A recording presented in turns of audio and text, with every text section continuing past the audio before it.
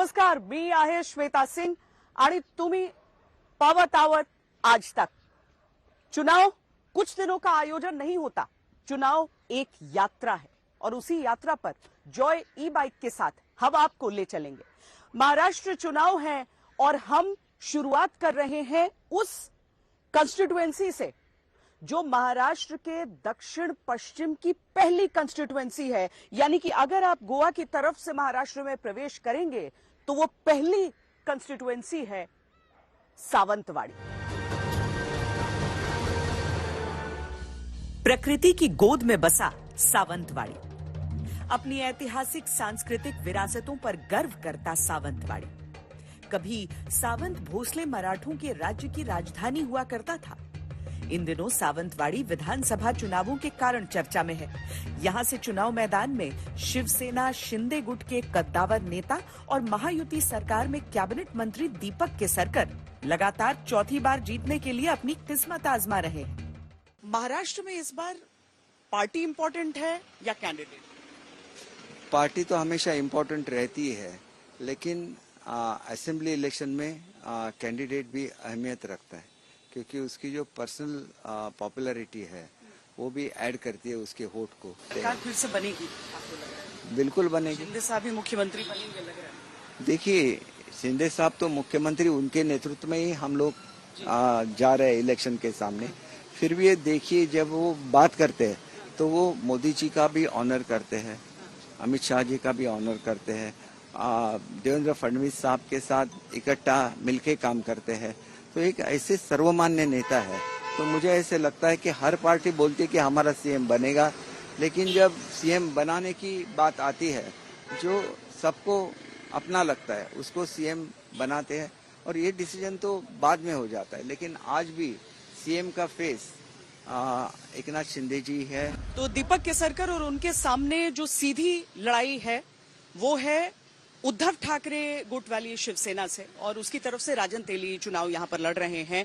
Independent भी लड़ चुके हैं चुनाव और वो बीजेपी की तरफ से भी लड़ चुके हैं। इस बार शिवसेना उद्धव ठाकरे गुट से। वाजपेयी जी की भी कविता की पंक्तियां हैं, बाला साहब यहां पर हैं, यहाँ उद्धव साहब और आदित्य ठाकरे। कितना मुश्किल हुआ था ये सोचना कि मैं छोड़ दूं पार्टी और लड़ूं दूसरी पार्टी से? बहुत मुश्किल था, बहुत मुश्किल था। लेकिन इधर जो अभी जो कैंडिडेट सामने हैं उसके तरफ से जितना वो लोगों ने तकलीफ दिया, और ज्यादा से ज्यादा तकलीफ है वो राणा साहब का जो लड़का है उसने तकलीफ दिया, इसके लिए पार्टी छोड़ने पड़े मेरे को। वोट कौन देगा? मतलब यहाँ पर लोग वैसे ही कंफ्यूज्ड हैं कि दो शिवसेना, दो एनसीपी, उसमें दो नहीं, मुझे लगता है कि मतलब एक तो बीजेपी से आप आए, इसमें एक बीजेपी के रेबल भी बागी भी मैदान में है, तो लोग कंफ्यूज होंगे। मेरे ख्याल से लोगों का डिसीजन तो हो गया है। अच्छा। कंफ्यूज तो नहीं है वो। इधर का एमएलए ने 15 साल में कुछ भी नहीं किया है। आपका प्लान क्या है सावंतवाड़ी को? मेरा प्लान ऐसा है कि इधर एक हेल्थ का जो अभी आरोग्य का बहुत बड़ा प्रॉब्लम है। इधर कौन सा भी हॉस्पिटल लेगा, मुझे ये कॉन्स्टिट्यूंसी में 3 तालुका आता है, एक वेंगुर्ला, एक सावंतवाड़ी है और दोड़ा मार्ग है। एकदम बुरी हालत है। बाजू में गोवा राज्य नहीं होगा तो बहुत मुश्किल बढ़ने वाली थी। किधर इधर का लोकल जो सब लोग है इसकी, और दूसरा जो है इधर कि रोजगार का बहुत बड़ा प्रश्न है। इस क्षेत्र में काम मैं लोगों को अपील करता हूँ, 1 साल के अंदर मैं एक शिवसैनिक हूँ, वो केसरकर अपने को बड़ा लीडर समझता है, तो मैं लीडर नहीं है, मैं एक शिवसैनिक हूँ। इसके वास्ते में 1 साल मेरे को देना, 1 साल में आपको ये सब जो मैंने अभी जो बात किया है 1 साल में पूरा करके दिखाऊंगा।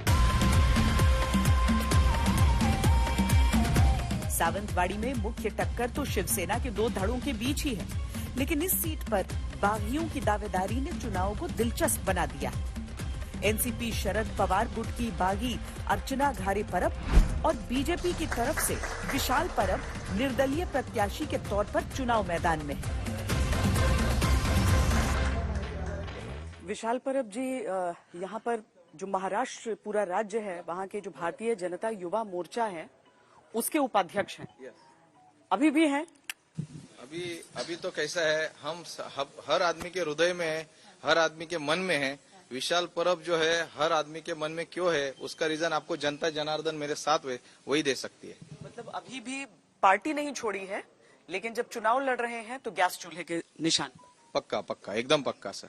मतलब इंडिपेंडेंट लड़ रहे हैं। इंडिपेंडेंट तो नुकसान नहीं होगा आपको लगता है महायुति को? नहीं होगा।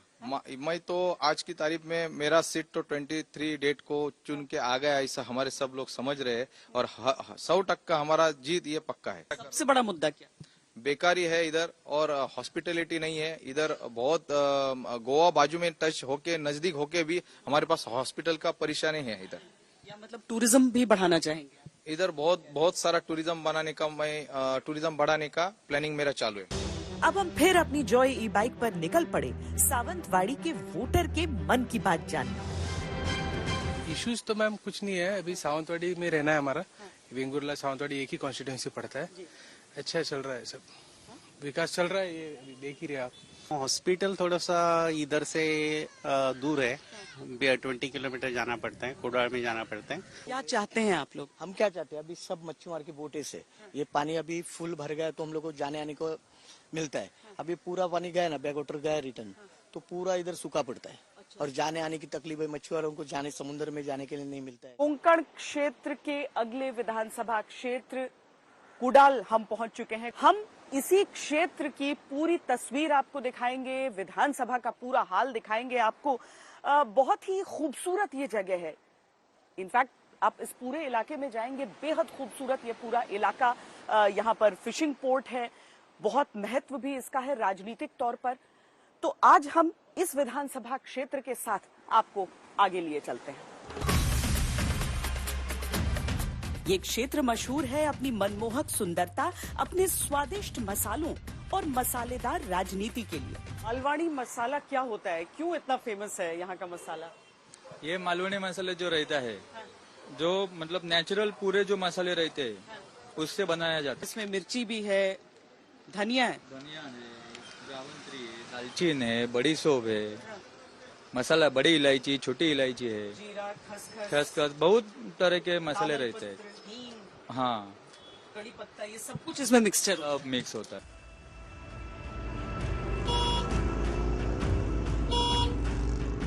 इस बार कुडाल सीट पर शिवसेना के ही दो धड़ों में आमने सामने की टक्कर।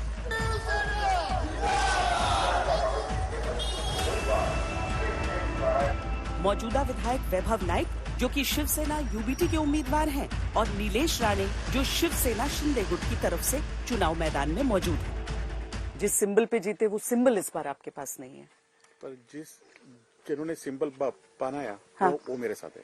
ये पार्टी और सिंबल किसने बनाया? बाला साहब ठाकरे ने, उनके बेटे ने बनाया और वो मेरे साथ है। इस बार क्योंकि गठबंधन और पार्टियों के टूटने से इतना फर्क पड़ा है, आपको लग रहा है उससे आपके कैंडिडेचर पर यहाँ फर्क पड़ेगा? नहीं, फर्क तो महाराष्ट्र के राजनीति पर पड़ा है। हाँ। मगर मेरे जो उम्मीदवार है उसमें कुछ फर्क नहीं पड़ा है, क्योंकि लोग मेरे साथ है। हाँ। मैं हर दिन हर लोगों के साथ रहता हूँ और लोगों के साथ मेरा सीधा जुड़ाव है। मतलब शिवसेना के जो वोटर्स हैं वो आप ही के साथ रहेंगे? क्यों नहीं रहेंगे? हाँ। क्योंकि जिन्होंने नारायण राणे ने बताया था हाँ। कि शिवसेना का नामो निशान मिटाएंगे। मलवान का मसाला बड़ा फेमस है। यहाँ की राजनीति में उतना ही मसाला लग रहा है मुझे, मैं जब से यहाँ घूम रही हूँ, लोगों से बात कर रही हूँ। निश्चित स्वरूप से आपको 23 तारीख को हाँ। और मसाला मिलेगा।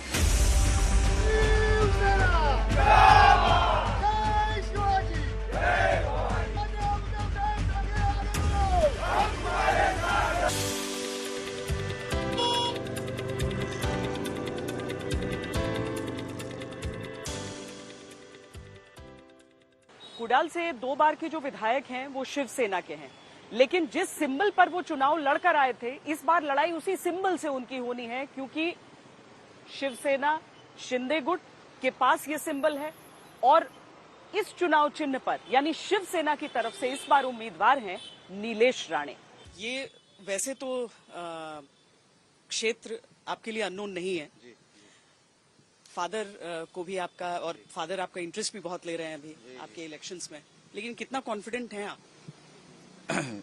मैं इस एरिया का सांसद भी रहा हूँ 2009 से लेके 2014 तक मैं इस एरिया का सांसद था। हर सांसद क्षेत्र में 6 विधानसभा आती है, उसमें से ये एक विधानसभा है जिसमें राणे साहब कई सालों से, कई टर्म से इधर आमदार रह चुके हैं। यही जो सीट हमसे गई थी ये वो सीट है 2014 में, तो वो वापस लानी है। उसके लिए हम लोग बहुत साल से मेहनत कर रहे हैं। क्या सबसे बड़ा एजेंडा आपका क्या होगा, क्या काम कर? देखिए क्या हुआ 10 साल में, आप अगर बोलेंगे, अब महाराष्ट्र का स्टेट बजट होता है, डिस्ट्रिक्ट का डीपीडीसी मतलब डेवलपमेंट प्लान बजट होता है, दोनों में ये कॉन्स्टिट्यूएंसी बड़े पैमाने में पीछे रह गया है। अच्छा ये बताइए कि शिवसेना वर्सेस शिवसेना में क्या लोगों के लिए मुश्किल हो जाएगा चुनना, जो एक ऐसी सीट जो 2 बार पार्टी को, मतलब कैंडिडेट तो है लेकिन साथ में पार्टी को वो वोट गया सारा का सारा? नहीं, कैसा है, ये शिवसेना वर्सेस शिवसेना नहीं है, ये उभाटा वर्सेस शिवसेना है। वोटर कंफ्यूज नहीं है, वोटर को मालूम है, क्योंकि ये जो बो एंड एरो है, धनुष्य बाण है, ये गांव गांव में बसा हुआ सिंबल है, इसकी एक अलग पहचान है। इन्होंने कुछ किया नहीं। लोग आज भी बाला साहब ठाकरे को इधर प्यार करते हैं, स्वर्गीय बाला साहब ठाकरे को, उनके बच्चे को, उनके पोते को इधर कोई खड़ा भी नहीं करता है। यहाँ पे सिर्फ स्वर्गीय बाला साहब ठाकरे को मानते लोग, गांव गांव में मानते हैं। ये सिंबल उनके दिल में बसा हुआ सिंबल है, इसीलिए ओरिजिनल वर्सेस डुप्लीकेट की ये लड़ाई है, उसमें ओरिजिनल जीतेगा। दोनों प्रत्याशियों से मुलाकात के बाद हम अपनी जॉय ई बाइक पे सवार होकर उन लोगों से मिलने पहुंचे जो लोग नेताओं से उम्मीद लगाते हैं। अच्छा है कारोबार, कुछ कमी वैसा? हॉस्पिटल का बहुत कम है इधर, सुविधा नहीं है। अभी भी गोवा राज्य पे ऊपर डिफरेंस है। अभी एक्सीडेंट वगैरह, अभी हाईवे नया हुआ ना, तो सरकारी बड़ा अस्पताल नहीं, हॉस्पिटल है फिर अभी उसमें सुविधा नहीं है।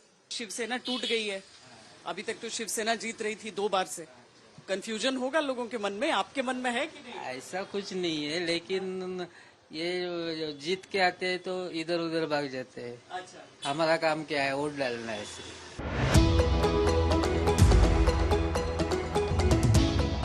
कुडाल मालवा का ये क्षेत्र अपनी फिशिंग पोर्ट के लिए भी मशहूर है और शाम का वक्त होने के नाते अब यहाँ पर ऑक्शन की तैयारी हो रही थी। शाम के टाइम जो सारे मछुआरे हैं वो मछली पकड़कर जब वापस आते हैं यहाँ पर, तो देखिए यहाँ पर आपको भीड़ दिख रही है। तो नाव लौट चुके हैं, अपनी अपनी जो पकड़ है आज की वो लेकर यहाँ पर आ रहे हैं। एक छोटा सा बाजार सा है, यानी कि कितने की बिकेंगी ये मछलियां वो यहाँ पर तय होगा, यानी कितना वो कमाएंगे आज के दिन के लिए वो यहाँ पर तय होगा। हम भी चलकर देखते हैं नीलामी।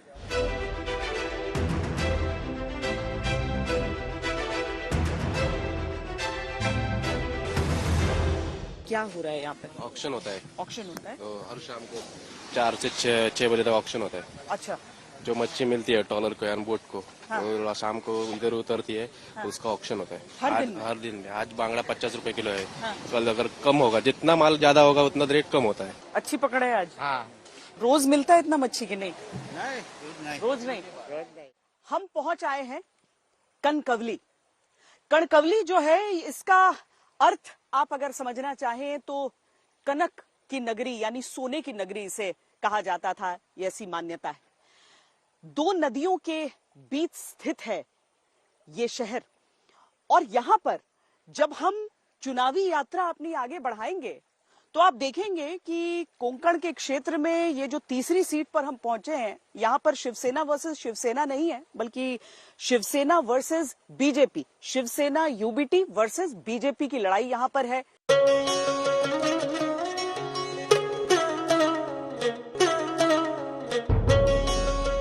महाराष्ट्र के सिंधुदुर्ग जिले में बसा कणकवली, जो महाराष्ट्र की विराट राजनीति में बड़ी भूमिका निभाता है।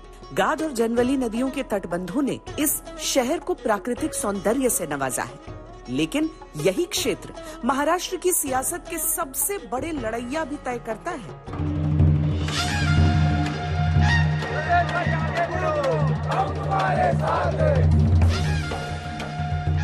ऐसा आपने काम किया है यहाँ पर कि आपको यकीन है कि जीते? मैं आपको कहूंगा कि तीसरी बार पहले 2 बार से काफी आसान दिख रहा है। मैं ओवर कॉन्फिडेंट नहीं हूँ, क्योंकि मैं सिर्फ चुनाव के वक्त लोगों के बीच जाता नहीं हूँ। मैं एक 24/7 अवेलेबल रहने वाला एमएलए रहा हूँ। ये बताइए कि यहाँ पर ये हिंदू मुस्लिम एंगल क्या हो गया? एक तो कुछ तो ऐसा सोशल मीडिया पर डाला जाना वीडियो, दूसरा यहाँ पर जो उम्मीदवार हैं उनके लिए भी कहा जा रहा है कि खड़ा करवाया गया है ताकि देखिए, ऐसा ही हिंदू मुस्लिम एंगल नहीं है, यहाँ सिर्फ हिंदू एंगल है। हमारे देश ही हिंदू राष्ट्र है और हमारे देश में हिंदुओं का हित पहले देखा जाएगा। ये सर्वधर्म समभाव का टेप रिकॉर्डर हमारे इधर चलता नहीं है। कणकवली की लड़ाई में मुख्य टक्कर बीजेपी के नीतीश राणे और शिवसेना उद्धव ठाकरे के संदेश भास्कर पारकर के बीच है, लेकिन मुकाबले में इस बार कई और कोण भी जुड़े हैं। कणकवली में मुसलमान वोटरों की तादाद इतनी है कि जीत हार का फासला तय कर सकते हैं। लिहाजा नीतीश की आक्रामक हिंदुत्व वाली राजनीति के सामने एक मुस्लिम उम्मीदवार भी है। क्रिकेट खेलते हैं आप? बिल्कुल, बहुत अच्छी तरह खेलता हूँ। तो इस बार तो हैट्रिक की कोशिश तो नीतीश राणे कर रहे हैं। नहीं, बिल्कुल वो ऐसा हम होने बिल्कुल नहीं देंगे, क्योंकि जो मजहब के बारे में लगातार यहाँ दो गट में आपस में भिड़ने की बात हो जा रही है, तो ऐसा हम हरगिज होने नहीं देंगे। और इसमें हमारे समाज के हो या आम तौर पे सब लोग हमारे साथ बिल्कुल बल्ला लेके मैडम तैयार है। बंदा नवाज खानी मुकाबले को दिलचस्प तो बना रहे हैं, लेकिन नीतीश राणे को असली चुनौती मिल रही है शिवसेना यूबीटी के उम्मीदवार से। हम वहां पहुंचे जहां संदेश पारकर का चुनाव प्रचार चल रहा था। तो इस बार आपको क्यों लग रहा है कि आपकी जीत होगी? क्योंकि ये जो सब 10 साल में जो चुन के आए आमदार, उन्होंने कुछ काम नहीं किया है, खाली भ्रष्टाचार किया है, खाली प्रस्तापित है और खाली घरानेशाही है। तो उसके खिलाफ जनता में आक्रोश है। अभी जो इनके जो दलाल रहते गाँव में तीन चार लोग जो वोटर्स को दहशत दिखाते हैं, पैसा बांटते हैं, वो सब अभी नहीं चलेगा। इस बार आपके खिलाफ एक मुस्लिम कैंडिडेट भी चुनाव के मैदान में है। वो तो है कि नहीं पता नहीं चलता है। वो उन्होंने क्या है, उनको मालूम है कि वो हारने वाले। नीतीश राणे को मालूम है 23 तारीख को वो खुद हारने वाले। तो ये जो सब वोट संदेश पारकर को गिरेगी, तो वोट का उसका डिवीजन करके अगर कुछ बच सकूं, वो आपका वोट बांटने की कोशिश कर रहे हैं। मेरा वोट का डिवीजन करने की वो कोशिश कर रहे हैं। नमी से भरा कोंकण क्षेत्र सूखे मेवे काजू के किसानों का भी गढ़ है।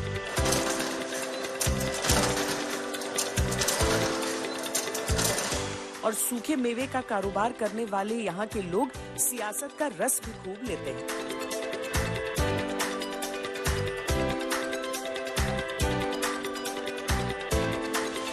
कि अगर हमारे वोट में ताकत तो होती है किसी को चुनने की, अगर ये चुनने की हो कि कौन सी चीज आपके जीवन में आपके आसपास बदल जानी चाहिए, वो क्या होगा? वो होगा लोगों की सोच, कि लोगों के बारे में। यहाँ पे कैसे वो बोलते हैं कि गांव है, गांव के लोगों की सोच बहुत छोटी होती है, लेकिन एक्चुअली ताकत होती है गांव के लोगों में ही। वही सबसे ज्यादा एकजुट होके वोट करते हैं। पढ़ाई क्या की है? हाँ, बट बीकॉम चालू है। बीकॉम चालू है? चालू है। तो यहाँ पे नौकरी मिल जाएगी आपको लगता है? यहाँ पे तो नहीं मिलेगी। इसी सरकार को वोट देंगे? हाँ, रोजगार दे उनको। विधायक काम करते हैं? हाँ, करते हैं। अच्छा, ये घर में बिजली पानी सब आता है? सब आता है। सब आता है। तो वोट तो देंगे आप लोग? हाँ, देंगे। किस चीज के नाम पे वोट होगा? विकास के लिए करेंगे। विकास तो हो रहा है। विकास के लिए। लाडली बहन योजना? हाँ, अच्छी है। ये अच्छा है। अच्छा, हमको मिलता है। आपको मिलता है? मिलता है। दर महीने के लिए 1,500 रुपए मिलता है। कैसा है कणकवली में सब कुछ?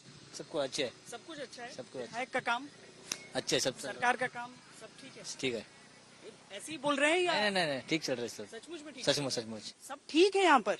एकदम बढ़िया है, एकदम बढ़िया है। कोकण जैसा और किधर मिलेगा ही नहीं आपको। कोकण सरकार भी काम करती है कोंकण के लिए कि नहीं? करती है।